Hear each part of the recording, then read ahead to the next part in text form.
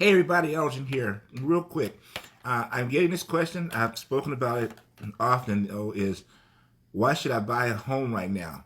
I want to buy real estate, but I'm going to wait until prices come down, or I'm going to wait till the interest rates come down.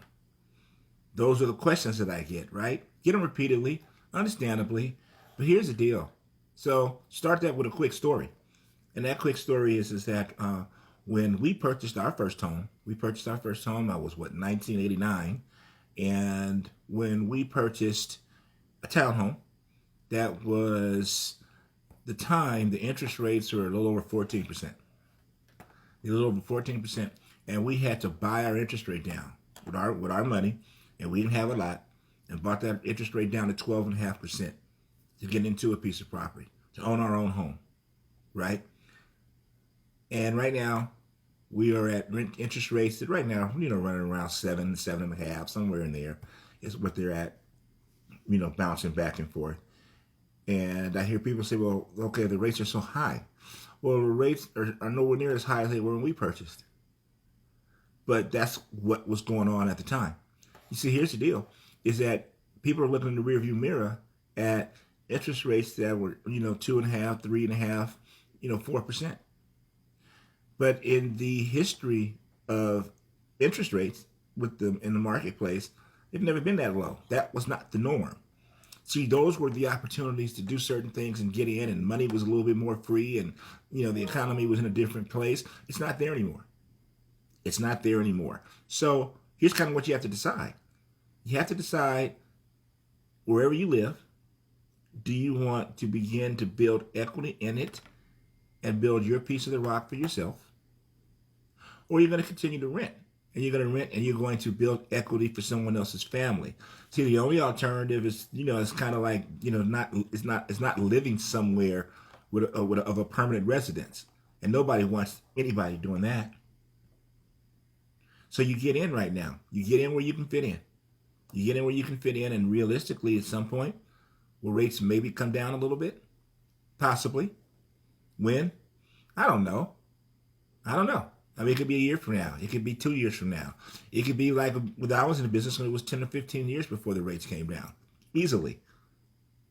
But while the rates, while that's doing what it's doing, you're living somewhere anyway, and now you're building up equity for yourself. You're paying down on that interest and principal on what you purchased, and you're comfortable. And when the opportunity comes where you can refinance it, you refinance it and bring your rate down and make your payment lower.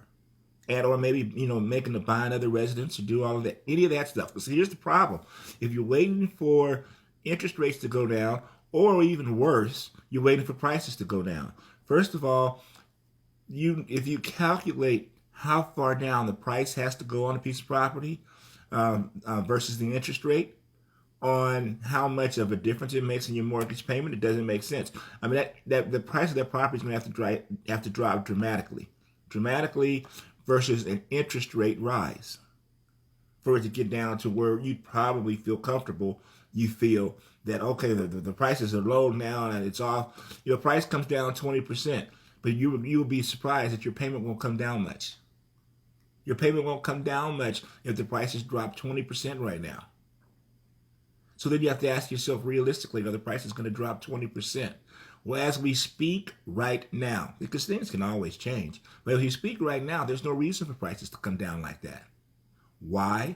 Because there's not very many homes for sale, and an awful lot of people have refinanced or bought in the homes and have these really low interest rates, and mentally, they can't see themselves selling a property where their interest rate is at 3%, and buying a home and the interest rate is at 7%. That has to make a whole lot of sense. Otherwise, people sit there. So if there's no inventory and it sits there, right, then realistically, the prices won't come down. So let's suppose that happens, though, and the rates come down a little bit. Well, the lower the rates come down, what do buyers want to do? Buyers now want to jump back in, and they want to jump in because they can get a lower rate. And if there aren't very many homes for sale when the buyers jump in to do that, guess what happens to the price? That's when you start to get people in bidding wars, overbids, blah, blah, blah, blah, blah, which we're still getting now because the prices haven't come down. Buy you a piece of real estate and wait. As they say, just don't wait to buy real estate. Any questions? If we can help you in any way, feel free to reach out and give us a shout. The Elgin and Pilar Walker team, brokered by eXp Realty. Take care.